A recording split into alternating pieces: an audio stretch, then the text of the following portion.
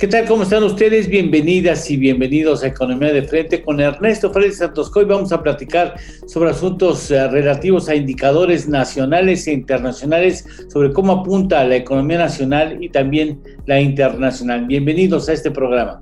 Comenzamos.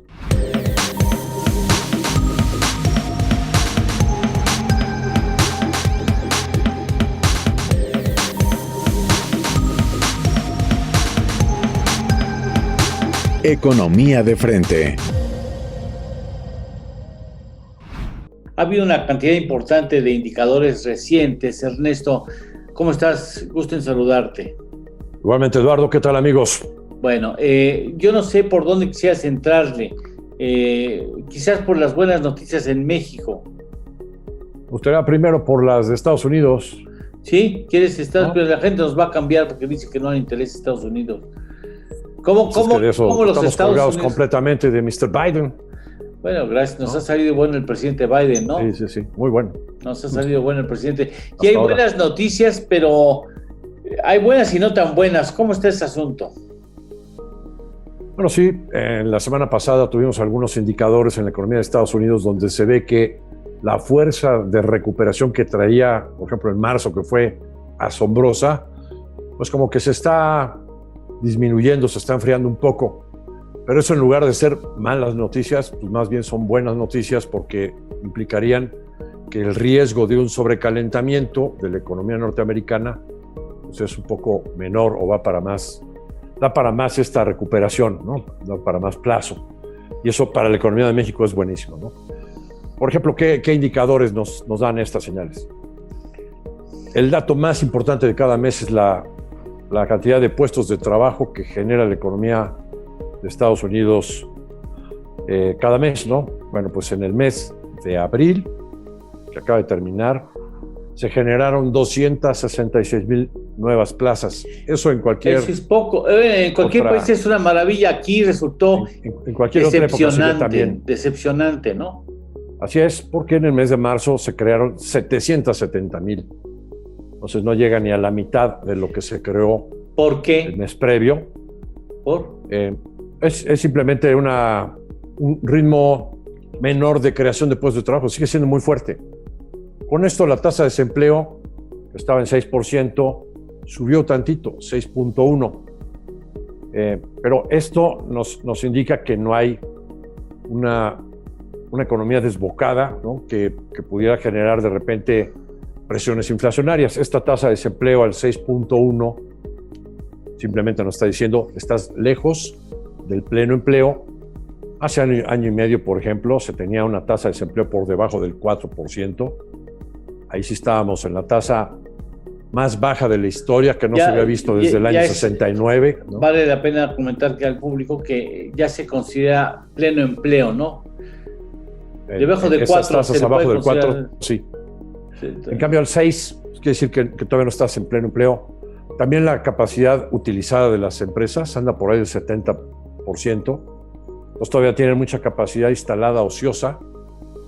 Y eso quiere decir que si sigue incrementándose la demanda, pues hay cómo incrementar la producción sin que se genere una presión inflacionaria importante. Y entonces esto a su vez hace que aquel pronunciamiento del señor Jerome Powell, presidente del Banco de la Reserva Federal, Banco Central de Estados Unidos, de que van a mantener el objetivo de la tasa de fondos federales, que es la tasa a un día, la base de las tasas en todo el mundo, así como está, la van a mantener por mucho tiempo más, que dicen que por ahí del 23 o hasta el 24.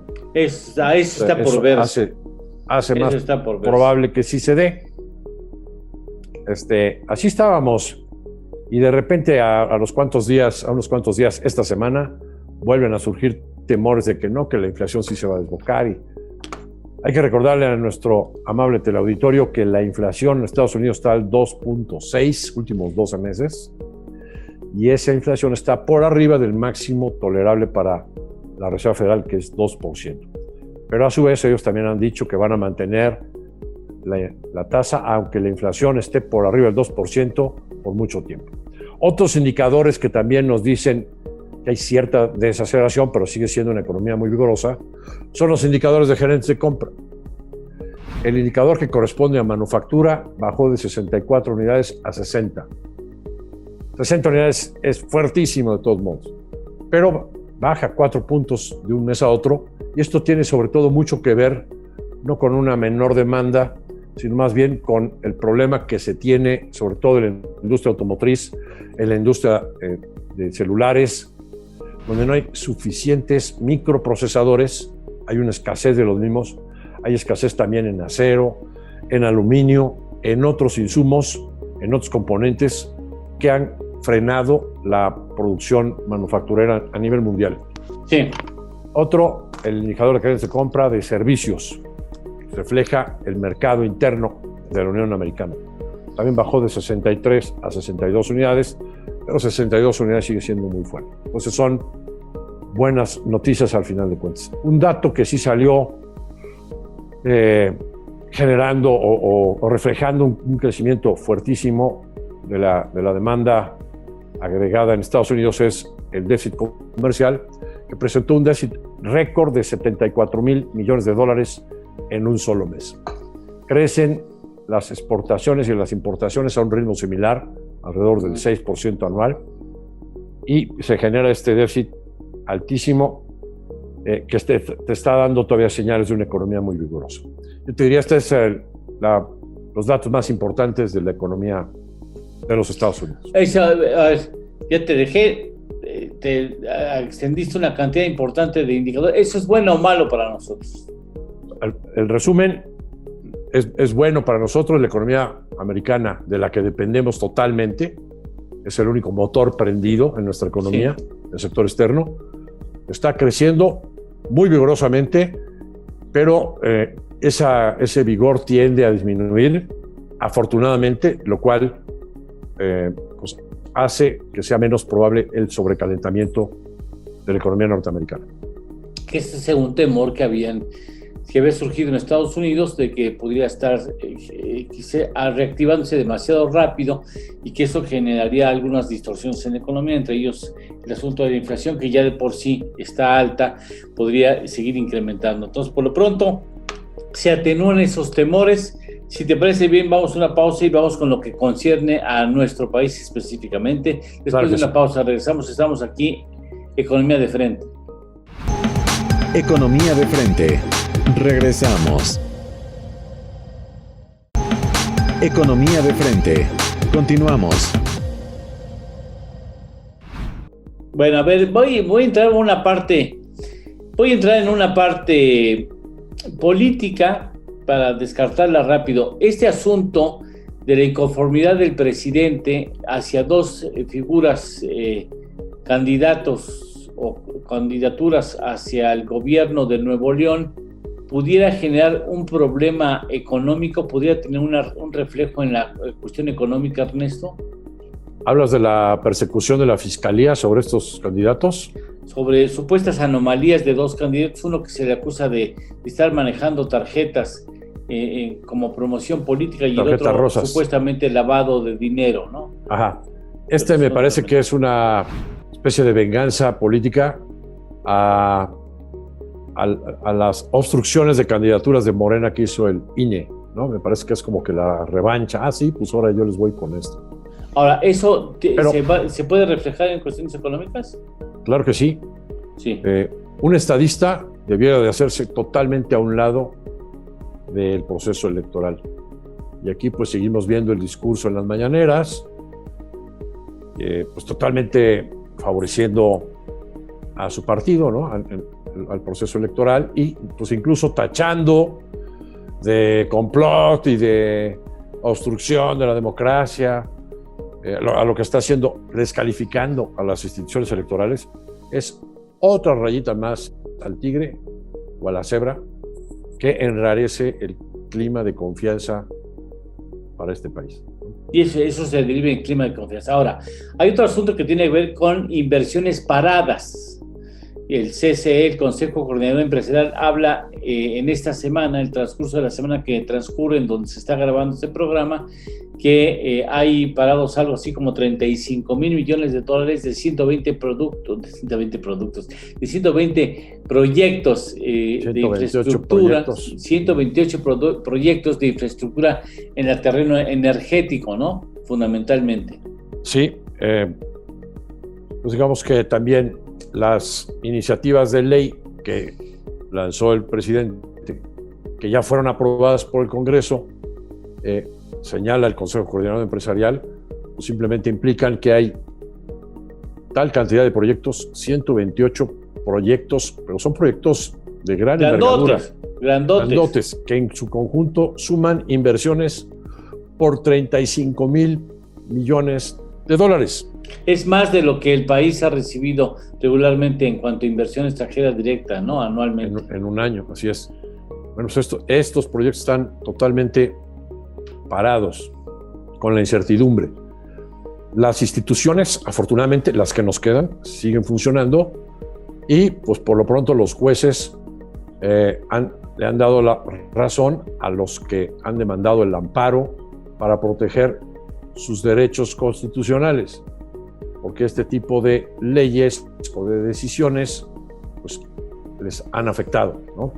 Aquí lo increíble es que quienes juraron cumplir y hacer cumplir la Constitución son los primeros que lanzan estas iniciativas que a todas luces ya se les dijo oficialmente por parte del Poder Judicial son inconstitucionales, y aún así de todos modos lanzaron las iniciativas de ley, y el Congreso, que también se supone que está para cuidar las leyes y sobre todo la Carta Magna, las aprueba.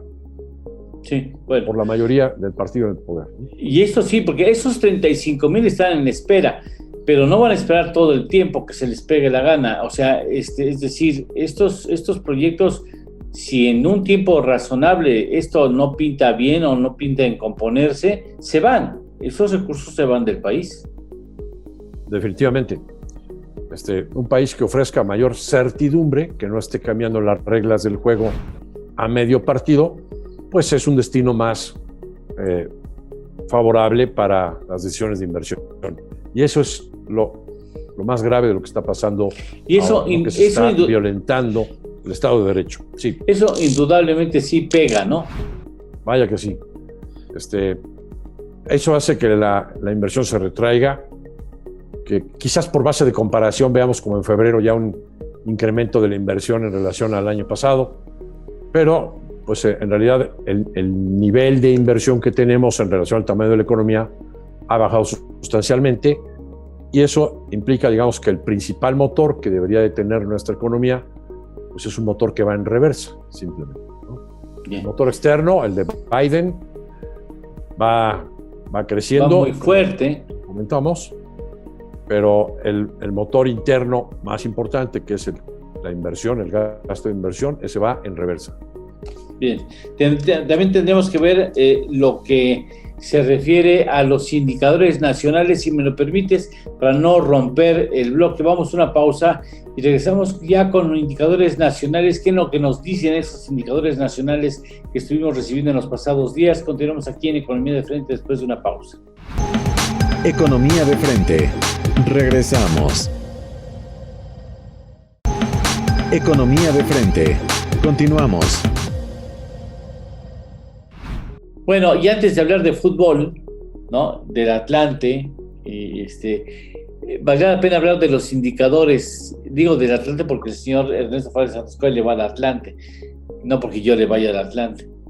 Yo no le doy no, Puma o... No, fíjate, no, como no soy muy dado a las lides balompédicas, en todo caso sí me simpatiza el Guadalajara o el Cruz Azul, que nunca llega. Pero bueno, de los indicadores que se han dado recientemente de la economía mexicana, ¿qué nos dicen? Por ejemplo, sí, a mí se me hace muy importante la inversión fija bruta. La inversión fija bruta, comentábamos en el bloque anterior, ¿no?, es el motor más importante de cualquier economía. A febrero, pues destacan los medios, ¿no?, está subiendo 2.4% en relación a enero.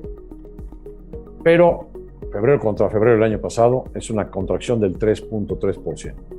3.3. Esto habla de que hay ya 2 años o más de 2 años en que la inversión fija bruta en comparativas anuales viene con caída. Así es. El año pasado la caída fue de casi 20% del gasto de inversión. Pues bueno, pues estamos viendo que ya la caída cada vez va siendo menor, pero es que estás comparando contra un año donde la caída fue brutal y sigue siendo negativo, o sea, se está haciendo muy chiquita la inversión en relación al tamaño de la economía. No se está invirtiendo en el país. No se está invirtiendo, así es. ¿Y hasta qué punto afuera, eso, allá iba? O sea, lo que no se está invirtiendo aquí, ¿se está invirtiendo en otras economías? Sí. Sí, mucha gente está sacando su dinero, invirtiendo. No es alarmante, ¿no? Pero sí están prefiriendo proyectos de inversión afuera, inmobiliarios y otro tipo de negocios en lugar de invertir adentro. Esa es parte de la confianza, es un asunto que refleja confianza. Correcto. Otros indicadores que han salido, salió también recientemente la producción industrial de marzo, a tasas anuales, marzo contra marzo del año pasado, y aquí hago énfasis en que ya este es un mes en que en este año no hubo semáforos rojos, mientras que el año pasado, fue puro marzo, casi a finales puro del año pasado, se empezaron a implementar las medidas de confinamiento en casi toda la economía, ¿no? Entonces, con esa salvedad o con esta consideración, la producción industrial está creciendo 1.5% anual, pero veamos sus componentes, todos a la baja, menos la manufactura. La minería, donde está tanto la parte minera de metales metálicos y no metálicos, más producción de petróleo, esta está cayendo 2.1 anual. Electricidad, gas y agua, cayendo 3.1 anual. Construcción, la que genera más derrama económica, más puestos de trabajo. Contracción, 5.6% anual. Y la manufactura, que depende de Mr. Biden, 5.5% anual de crecimiento. Con estos números, 1.5% de crecimiento en la producción industrial, en su conjunto, marzo contra marzo, sí es muy probable que la cifra del IGAE de todo el mes de marzo presente una caída muy cercana a cero y que todo el trimestre hayamos caído, primer trimestre contra primer trimestre del año pasado, poco menos del 3%, o sea, por ahí del 2.7, 2.9% es donde va a salir la cifra definitiva del PIB que vamos a conocer por ahí del 27, 28 de mayo. Qué barbaridad. Luego, o sea... me gustaría también comentarles, ¿no?, que pues ya hicimos también un cálculo de lo que habíamos previsto en este mismo espacio tiempo atrás, de cómo podría venir la cifra del IGAE, la actividad económica, de abril. Y esto lo hacemos con nuestro indicador IBEM, repasando los datos, ¿no? Enero, que ya son datos oficiales, la economía cayó 4.2. Febrero, a tasas anuales, ¿no? Febrero, 4%. Marzo, nuestra estimación es menos 0.6 anual. ¿Qué esperamos para abril? Por lo menos más 23% anual. O sea, la cifra de crecimiento más alta de la historia. Bueno, sí, porque la base de comparación es muy baja. Exacto. Por eso sale tan alto, porque en abril del año pasado estábamos confinados, fue el mes de confinamiento, estábamos encerrados, la economía paró, digámoslo así, y por esa razón en ese momento fue muy negativa y ahora es muy escandalosamente positiva. Así es. Esta cifra todavía la voy a tener que revisar al alza porque salió esta mañana el dato de ventas de la ANTAD para el mes de abril. ¿Y qué dice la ANTAD? La ANTAD dice que sus ventas bajo el mismo piso de ventas comparable, ¿no?, con las mismas tiendas contra el año pasado, comparando peras con peras, ¿no? Sí. creció 46.2%. Le quita la inflación, es un crecimiento como del 40%. Sí. Bueno, esa cifra es como del doble de lo que nosotros habíamos estimado optimistamente, un crecimiento de por ahí del 20% en las ventas de las cadenas comerciales. Entonces, esto va a hacer que la cifra se revise al alza. Entonces, no les extraña ver una cifra del IGAE de abril de entre el 25 al 30% anual, y que en la mañanera donde se dé a conocer esta cifra oportuna, que es por ahí del 19 de mayo, o sea, en la mañanera, que sería el 20,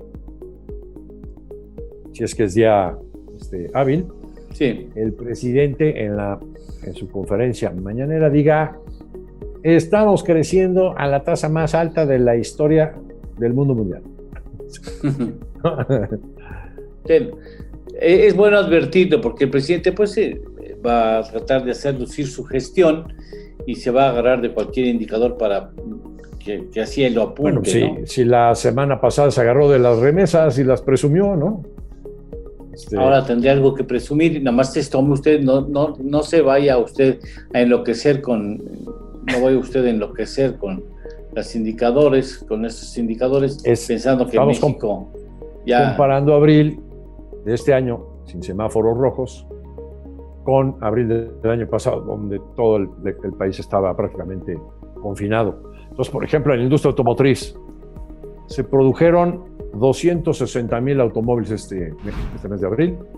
El año pasado, en abril, se produjeron 3,000, tan solo 3,000. Entonces, la tasa de crecimiento de la producción automotriz es del 7,132%.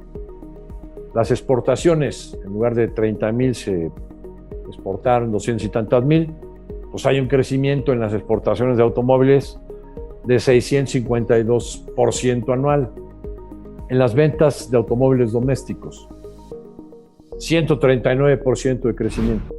Entonces, así vemos en distintos sectores tasas de crecimiento extraordinariamente altas, como la que acabo de comentar de la ANTAD, de 46%, quítale la inflación, 40% en términos reales de crecimiento en el comercio.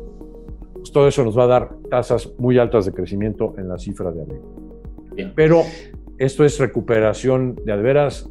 No, la verdad es que tan solo estamos recuperando más o menos un tercio de lo que la economía se ha caído entre la pandemia y la entrada de este gobierno al país, que desde pues, las elecciones y luego con la decisión de cancelar el aeropuerto de Texcoco, pues empezó a generar toda esta debacle en la confianza y en la inversión. Ernesto, muchas gracias por haber estado aquí con nosotros en Economía de Frente, como siempre. Encantado, y gracias también a nuestro amable teleauditorio por escucharnos. Muchas gracias. Nosotros hasta la próxima semana con más indicadores y más juicios y análisis de estos números. Gracias. Hasta la próxima semana.